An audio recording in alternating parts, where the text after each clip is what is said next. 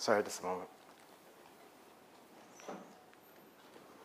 All right, there you go. So this is our sun.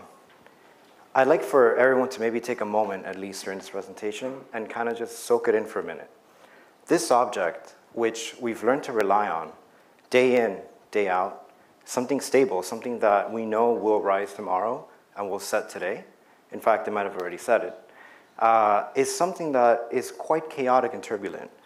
In fact, it's the most turbulent and chaotic object in our entire solar system. So this object is something that not only does it give us our warmth that we want, that we need for life to continue here on this planet and to develop as well, but it's full of these very chaotic sort of extreme events. So life near this object, near such an intense object, it's not that easy. In fact, if not protected, would we even be around today? Well, here's a picture that depicts the certain dynamic situation. We have this Earth and Sun system, and you could think of the sun in this case as something like a warm campfire on a cold night. You know, you want to be near it, you want to get that warmth, but also you don't want to get those ashes in your eyes that I know I definitely don't like.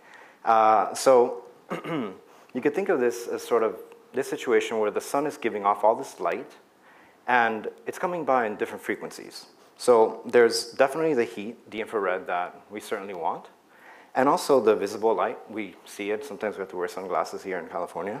And also the ultraviolet. So on one extreme of the ultraviolet spectrum, this is the most, part of the most energetic spectra from electromagnetic spectra from the sun. There's also the extreme ultraviolet, which is something that I'm going to focus on today in this talk.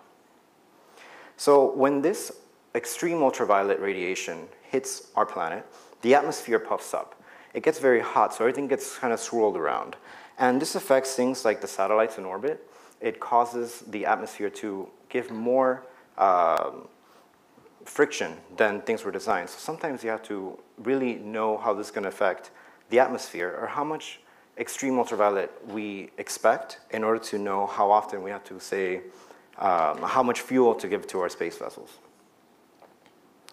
So NASA's solution to this is the Solar Dynamics Observatory, as been mentioned in this presentation a few times.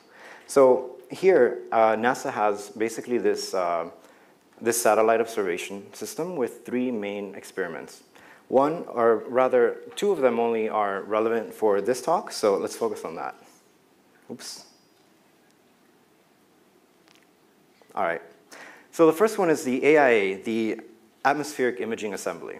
This is basically, you can think of it as an imager. There's a lot of data here. It's actually each 10 seconds or so, 12 seconds, it takes 4K by 4K images, which is quite a lot of data. I'm not sure if your phones can take that kind of, you know, high resolution images. So also, it's delivered in 10 channels, and it's something that it produces that incredible video in the beginning of the presentation. Now, in the middle there, this is the Extreme Ultraviolet Variability Experiment, or EVE, as we'll call it from now on.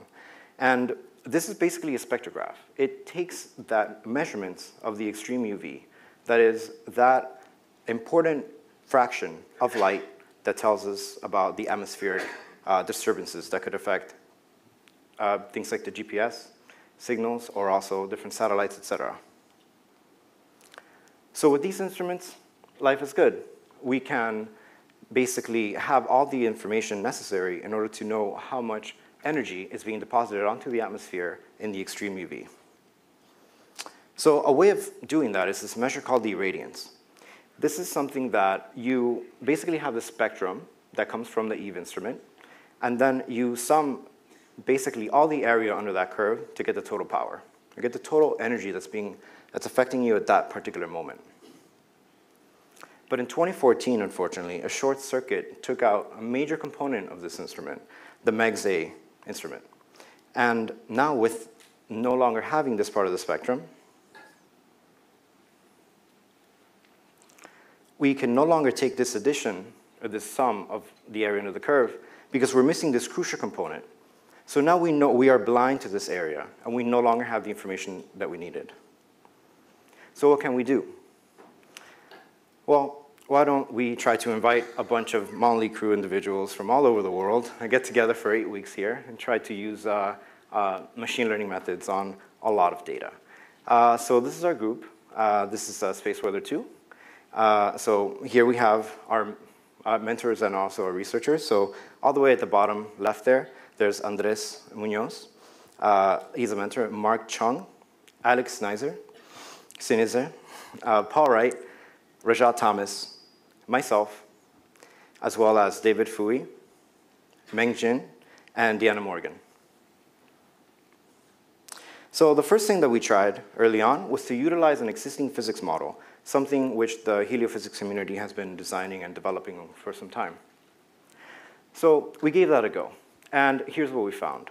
So first of all, here to explain the graph that's on the left of the screen there, there's the predicted and the observed. So there's an EUV spectra, this extreme ultraviolet spectra, and if the predicted were to be exactly like the observed, we would have this histogram or all these points here accumulating around the center line. But as you could see on the lower parts of these graphs, on the predicted and the observed, they actually deviate. So this is telling us that the physics model is falling flat in a sense. It's not able to reproduce the information that we need. So what can we do? Another thing we tried next is to utilize convolutional neural networks. This is a particular machine learning method which you could think of as basically input. So in this particular situation, digits, and the output is the probability that one of them is of one particular class. And the thing about our data, or rather our experiment, is that the AIA imager takes so many pictures every 12 seconds, 4K by 4K, in 10 channels. So any AI researcher out here in the crowd would know when there's data, there's a way. So our solution in a nutshell, we basically had this AIA imagery data. We ran it through a neural net. The convolutional neural net actually ended up being an augmented architecture, which was interesting in its own right. And we end up recreating the EVE spectra. That was the idea. So just to remind you, here was a physics model. And this is the model that we eventually got to after a few weeks of work, or well, like 6, 7 weeks of work, and a lot of trials and a lot of different trials and tribulations. So we now have this model that functions very well. Of course, we had so much data, so we were able to at least give that a shot. So this is what we came here to do. We came here to solve this problem. We came here to resuscitate this module, this experiment that failed on SDO, and we're happy to say that we did it. It's great. Thanks. And go ahead. Oh, sure. Beyond that, the model does something that the physics, and thanks a lot. Beyond that also, our physics model, or rather the neural net model, it does something that the physics model couldn't do, and that is to predict into the future. So given images today, given imagery from the sun now, the model seems to be doing very well in predicting how the irradiance or the EUV spectrum is going to look in 72 hours in the future. So that's major if you think about it. If we can bring that even further out, we can perhaps even know how much energy perhaps we should give it to new missions, or basically tell ground control, hey, tell your astronauts to be careful or put up the shields because you might be blasted by some EUV. So in summary then, we improved the physics model along the way. We're able to get quite a speed up, actually about 1,000 times, which was already in itself a nice result. But then beyond that, we were able to create this neural net model that improved the error by over 100 times. It really did perform a lot better. And also has the capability to do these 72-hour predictions. So I'm happy to announce that the extreme ultraviolet variability experiment is back.